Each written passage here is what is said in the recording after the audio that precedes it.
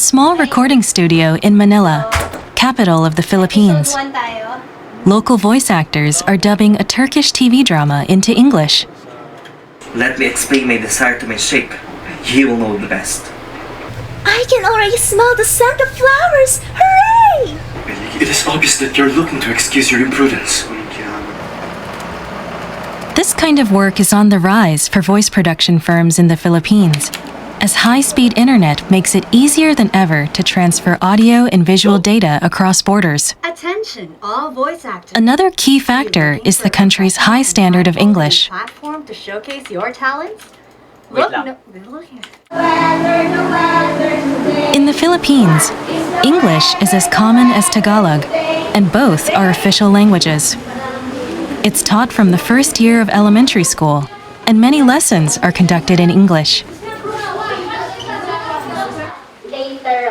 English is also used in official documents and newspapers. This voice production firm was an early adopter of online work. Open nyo mga mic. Gawin nyo ang favorite sound na animal nyo. Go, mga. Go! Open your mic. CEO Pocholo Gonzales is a highly successful Filipino voice artist. You just focus on what you love and use technology on your own advantage.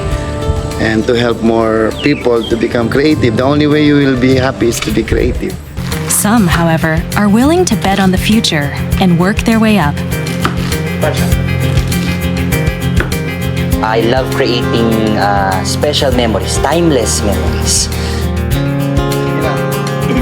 Pocholo and his young actors are leveraging the power of the internet to leave their mark on the entertainment world. Now go home, Faris Effendi.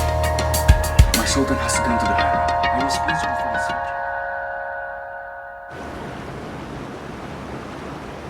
The city of Makati lies to the southeast of Manila.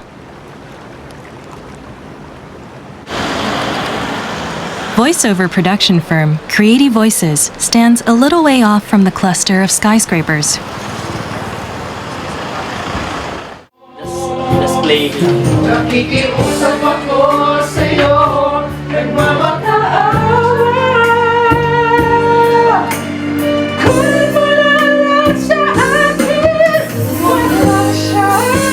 This singer is a young voice acting trainee who has been asked to demonstrate his skills. The firm's 13 employees are all voice actors, including the directors and sound engineers.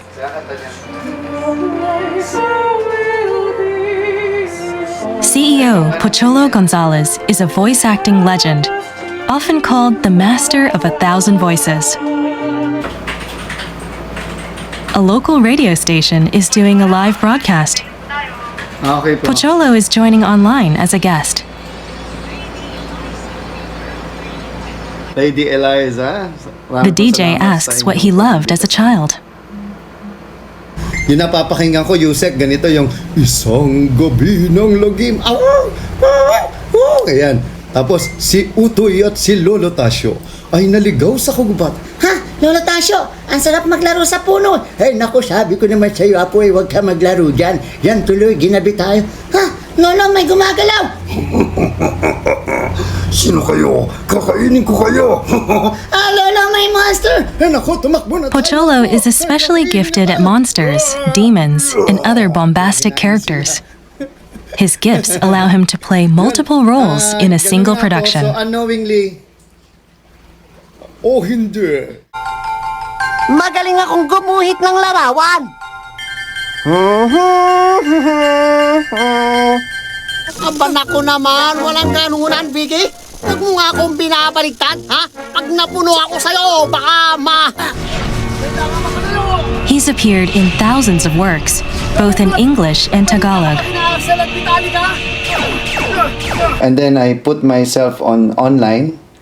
I put my voice online and I became the most sought after Filipino voice talent on the internet until now. 80% of his company's work comes from abroad.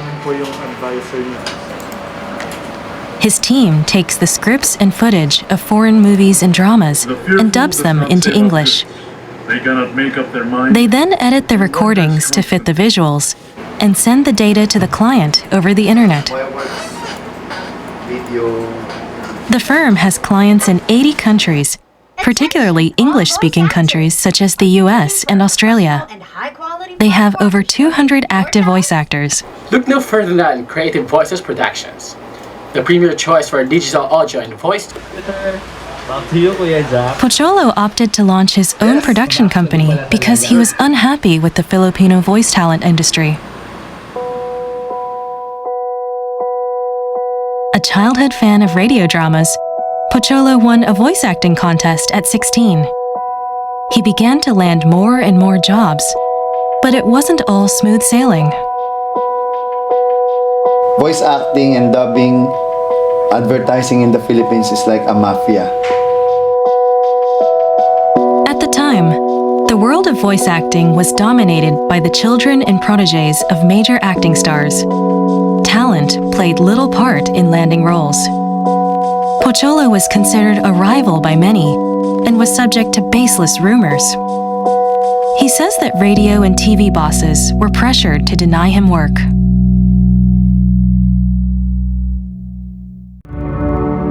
Pocholo founded Creative Voices in 2005 to give talented actors a fair chance. He and his fellow directors launched it with just $200 and a single microphone. They wanted to distance themselves from the local industry, looking instead online for international work.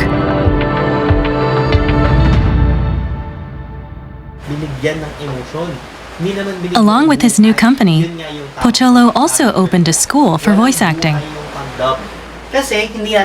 It began with in-person classes, but since the pandemic, teaching is now done online, connecting with students across the country. 3, 2, 1, go! The stakes are high, and the action is even higher. Get ready for the ride of a lifetime. The VoiceMaster of the Philippines, hello Sir Son. Pocholo and 6 graduates teach the 4-part course, which is held from 10 a.m. to 5 p.m. on Saturdays. It normally costs around $90. Those students with disabilities attend for free. Alam niyo ba na ang boses ninyo ang pinakamahalagang instrumento na meron kayo? At ang speech ang nagsasabi kung ano ang nararamdaman mo, anong nasa isip mo, ano ang gusto mo mangyari sa buhay.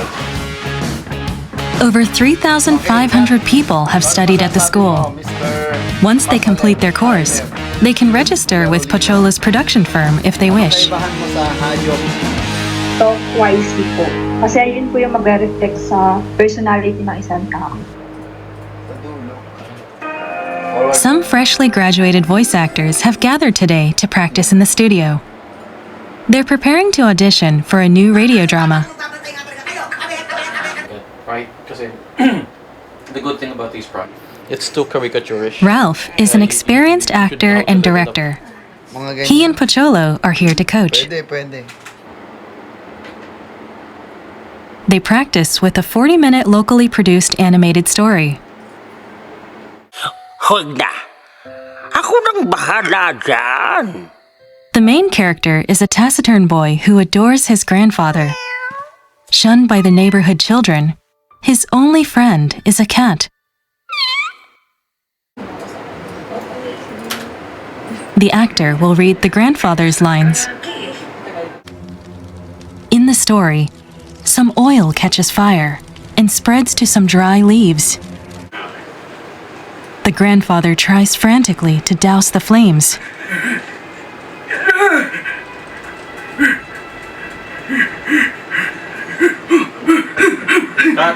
Uy! Ba't tumatakbo dyan?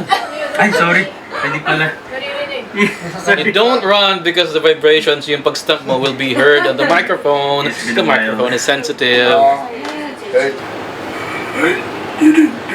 While carrying water, the grandfather mistakenly treads on the kitten, and it is killed. Inaudible.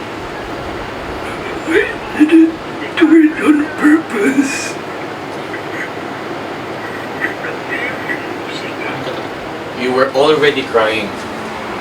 So simula pa lang, you're already crying for kuting, whereas you shouldn't be. You're worried for the kid, not for the kuting. Oh. It's a big deal. The acting course is only 4 Saturdays of studying, barely enough to learn the basics. Graduates still need to hone their skills to have a chance at a successful audition. It's not unusual for some to give up on voice acting before making their debut. Someone who's old.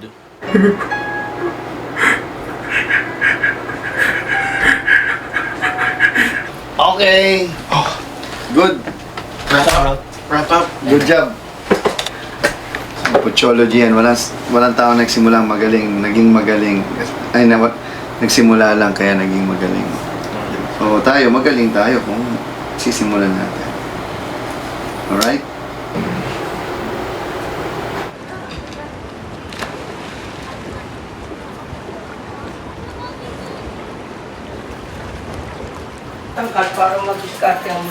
This aspiring actor graduated 3 years ago. Today, he works at Pocholo's production studio while pursuing his goal of making it big. 19-year-old JJ arrives early every morning to open up the studio. He cleans, powers up the equipment, and waits for the senior staff. JJ is from a small fishing town on the outskirts of Manila. His father passed away when he was young, and his mom runs a small general store. Good morning. Morning, sir. Great day. Great day.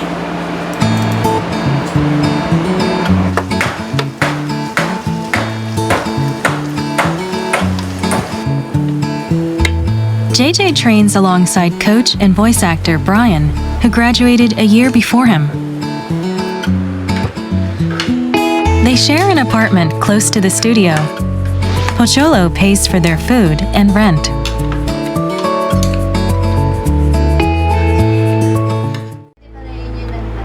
JJ has appeared in over 100 minor roles in TV dramas and movies. Sound. Two. Okay. It is obvious that you're looking to excuse your imprudence. This has nothing to do with the rent, Ali. You know, this has nothing to do. Pwedeng palinaw yung ano. Imprudence. Obvious. Expressing emotions with the voice alone is difficult enough in Tagalog. It's even harder when the role is in English. You've been there. Rant. Jay. Pocholo praises JJ's sincere dedication and positivity. However, he feels his student could improve when it comes to his acting abilities. So when you do voice acting, at least you have already felt it before because you cannot convey it. If you didn't feel hurt before, you didn't cry, or voice acting is the art of becoming, so scripts are meant to be said, not to be read. JJ may have earned top marks at the school, but it's still a long road to the top. What happened?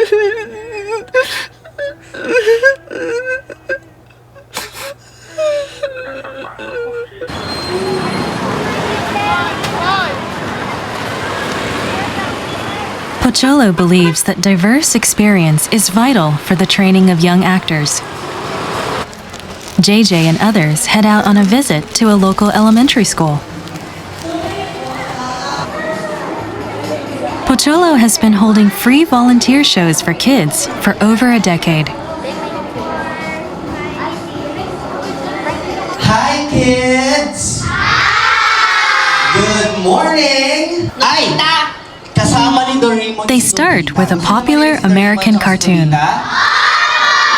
Ang pamilya natin from SpongeBob SquarePants. I'm ready! SpongeBob! We're here in San Joaquin Elementary School. Where is my Krabby Patty?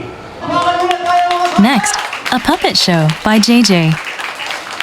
Kapag malaki ka na, anong gusto mong gawin paglaki mo? Katulad nino. Akuwari ka sing laki ni... Ayan, si Kuya Bogs. Ganyan kalaki. Kapag kasing laki mo na si Kuya Box, anong gagawin mo? Magta-diet! Hindi. JJ and the younger actors rarely have the chance to interact with young children. It helps them improve any children's roles they might play, but also offers insights into how to appeal to a young audience online. Ano bang kaya mong talent? Kaya kong aralin ka?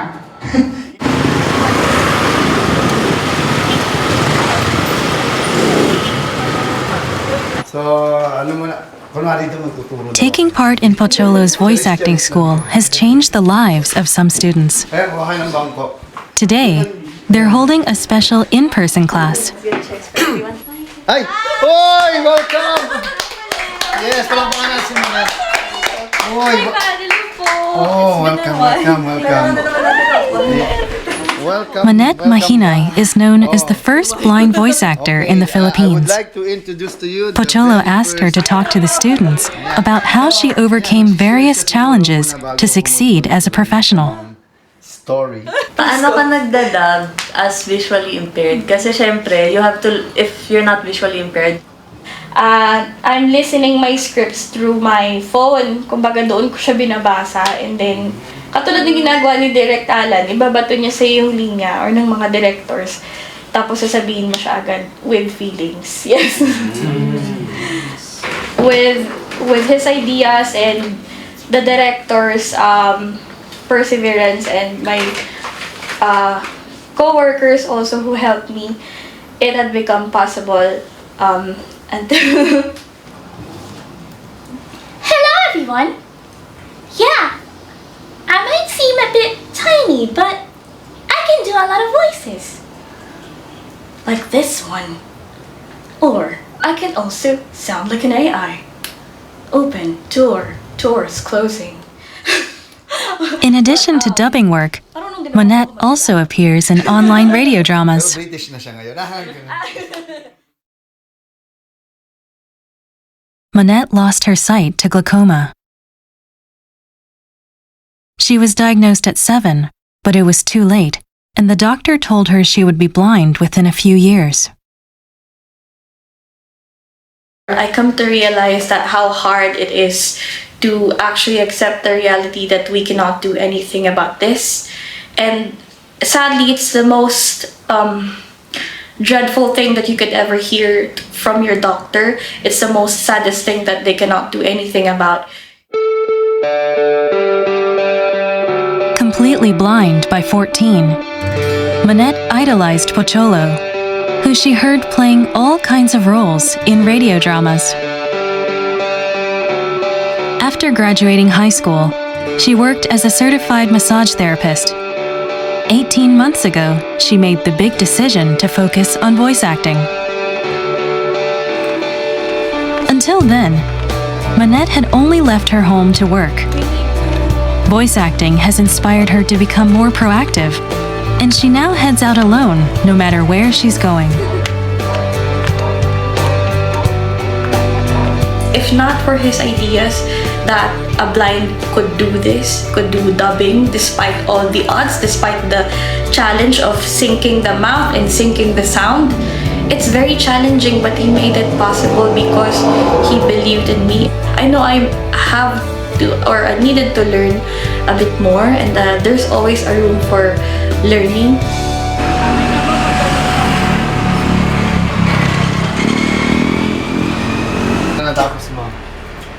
Today, Pocholo devotes all the time and energy he has free to training young actors. This pivot was inspired by the darkest moment of his life, which he faced in 2022.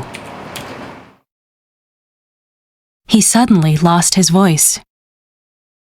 A visit to the hospital revealed that he had developed polyps on his vocal cords. Doctors told him that there was a chance he'd never speak again. Too much abuse of my voice. For the past 30 years, I've been using it, using and abusing it at the same time. I feel so sad and depressed. And I felt a lot of pain and suffering.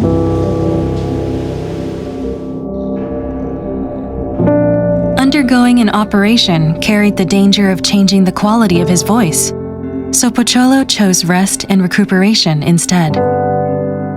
He was forced to turn down work and wait, in the hope that the polyps would shrink. I pray one day it will come back. So once it's come back, I will share my voice for free to people, to make them happy, to make them better, to inspire and motivate them to help more people. Although his voice has begun to recover, he feels it may never return to its original state. Pocholo's main focus now is to pass on the techniques and experience he has acquired to new actors. He hopes to communicate the heart of his artistry. Tingnan mo. Today, he's holding a one-on-one coaching session with JJ, who has an audition coming up. Gumawa sila ng kasinungalingan upang usigin ang aking ama sa kanyang libingan! Hindi ko na matitiis. Okay, ulit tayo ha, kasi huwag ka munang sumigaw. Okay pa. I-feel mo muna yung gigil. Dapat mabagal ka muna. Diba? Ngayon niyo sabihin sa akin kung kasalanan ba na ipagtanggol ko ang aking ama hanggang sa kanyang libingan! Okay. Medyo bigatan mo ha. Yung, huwag kang sumigaw, masisira boses mo. Yung pigil lang, kasalanan bang? Ganon. Okay pa. Hanggang, yung gigil, dapat maramdaman ko yung galit. Sige. Okay ka na. Sikat ka na niyan.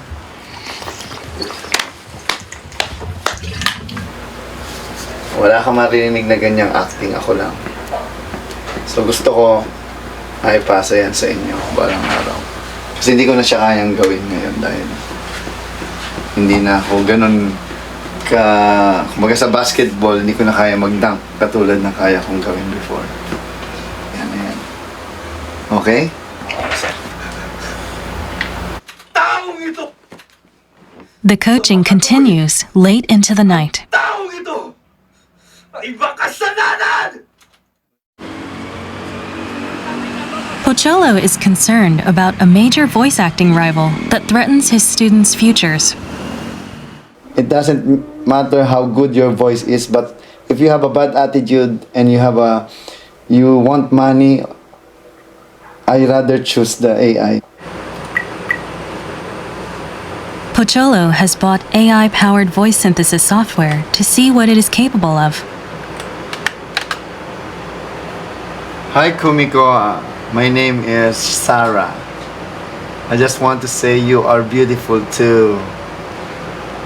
I am not a girl, but I sound like a girl. The AI can use a single person's voice to create countless roles, regardless of gender. Hi Kumiko, my name is Sarah. I just want to say you are beautiful too. I am not a girl, but I sound like a girl.